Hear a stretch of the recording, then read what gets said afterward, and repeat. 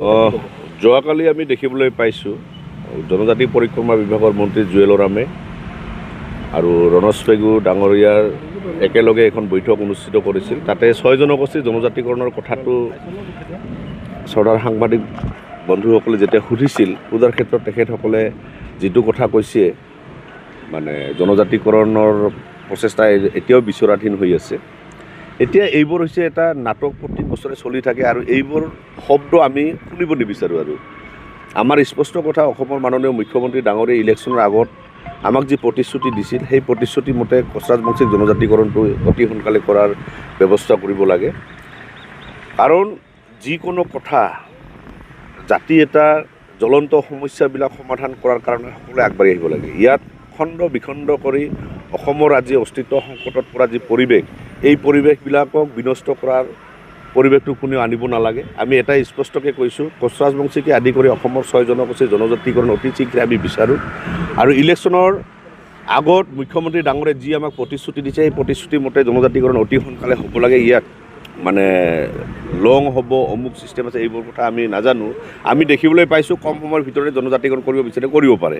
এই আমাৰ এইবাৰ আস্থা আছে। আৰু এটা কথা কৈছোঁ কি, যিহেতু অসমৰ কোচৰাজবংশীকে আদি কৰি অসমৰ 6 জনগোষ্ঠীৰ এইবাৰ বৃহৎ সংখ্যক বিধানসভাত MLA হৈ আছে, মন্ত্ৰী হৈ আছে। আমাৰ এটাই স্পষ্ট কথা, এইবাৰ জনজাতিকৰণৰ সমস্যাটো সমাধান হ'ব বুলি আমি আশা কৰিব পাৰোঁ।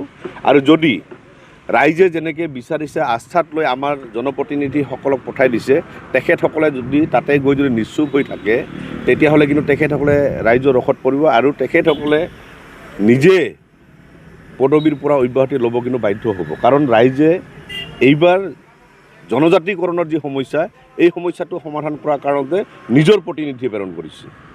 ইয়াত যদি আজি 33টাকে 6 জনগোষ্ঠীৰ 33ৰ পৰা 34টা আমাৰ প্ৰতিনিধি আছে, ইয়াত মন্ত্ৰী 4-5টা মন্ত্ৰী আছে। যদি তেখেতসকলে যদি এইবাৰ তাতে গৈ যদি টোপনিত গৈ থাকে সমস্যাটো লৈ, তেতিয়াহ'লে কিন্তু সমস্যা ভয়াৱহ হৈ যাব। সেইকাৰণে আমি আস্থা ৰাখিছোঁ।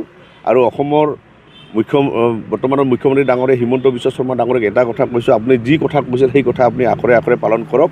আৰু এই যি জুৱেল ওৰামে হওক, কোনোবা আজি যিকোনো বিভাগীয় মন্ত্ৰী যাতে এই 6 জনগোষ্ঠীৰ ইছ্যুটো, যিটো জ্বলন্ত সমস্যা, এই সমস্যাটো লৈ যাতে আমাৰ মাজত সংঘাত সৃষ্টি কৰা পৰিৱেশটো আনিব নালাগে। আৰু এই ইছ্যুটো জীয়াই ৰখাৰ চেষ্টাটো যাতে নকৰে, তাৰ কাৰণে আমি বিনম্ৰভাৱে অনুৰোধ জনাইছোঁ।